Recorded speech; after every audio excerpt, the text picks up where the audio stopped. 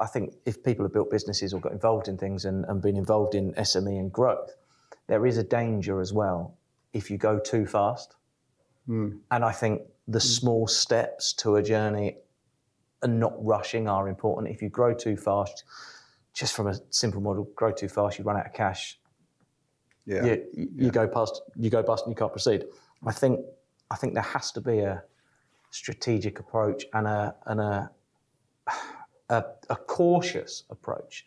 That doesn't mean going slow, but I think it's being cautious in that space. Helen's pulling her face out because I know she's going, because we've had many conversations over the years, haven't we, since 2015, where I totally get it, that you would, coming at it from a climate point of view and a planetary point of view, there isn't the time to go slowly. And that's the challenge, which we're not going to fix tonight necessarily in this particular, well, in the bar maybe later on, but I think that's part of the challenge, is that the existential need versus the business case, for want of a better word, there is a challenge on there, isn't there? How do you make those things work?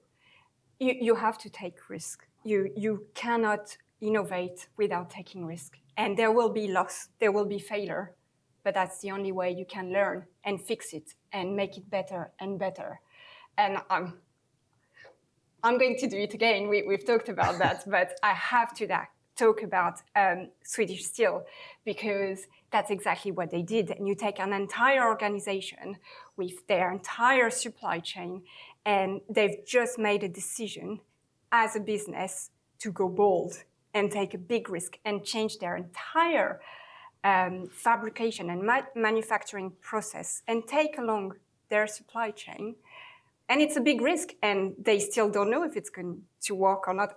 I'll let Tamsin explain and talk about it later on. But you need people like that. You need innovators at the forefront who see a business opportunity, because obviously at the end of the day, you still want to make money. But you need people who take the risk, take the leap of faith so that people can follow them, people who maybe are a bit more risk adverse. And follow suit, and that's how you innovate and take risk. I mean, if you think about it, Amazon was created in a garage, right? It's like in science, you don't find your product by looking for it. It's usually happen out of a mistake or something you didn't plan for. So I agree. I mean, if it's your money on the line, you do want to be careful. Or if it's your investors' money, etc. But we do have to take risk, and especially when we're so pushed for time. And with my environmentalist hat here, we are pushed for time. If we care about future generations, we need to change how we work and consume and build now. There is no time. Net zero and the government net zero targets, it's all good, 2050. But we're already late. We're already so behind. And I don't disagree with that. I don't disagree with that at all. You have to take risks, but I think there is a balance.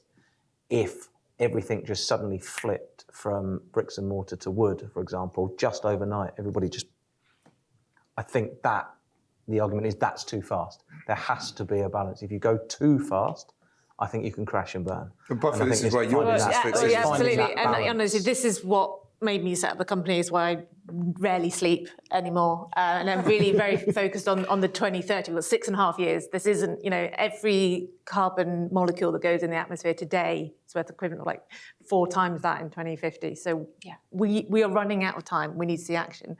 But the reason we took this approach with our company is, cement production hasn't changed in 100 years. It is what it is. These cement plants are, 50, 60-year lifespans.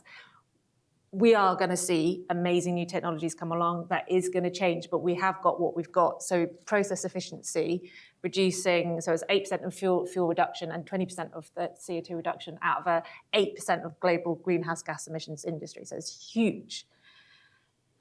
That was our step. We can do this today, no CapEx, fast implementation, immediate results. We could be reducing that carbon emissions today. Where we see our company going as a disruptive company, we want to be thinking about how we're making materials from scratch. This old way of building buildings is going to change, and we want to be part of that journey. But our approach was that the halfway between. What can we do today that is going to have impact in the short term because of this existential threat? So it is a juggling of the two, but definitely we see disruptive technologies coming along, and we cannot wait for everyone who says direct air capture and CCUS is going to be the answer, because that can come along. It might be at scale by 2050, but if we're waiting for that, it's far too late. The Environmental Business Network is here to help all businesses adapt to and benefit from the very different economic and environmental futures we all face.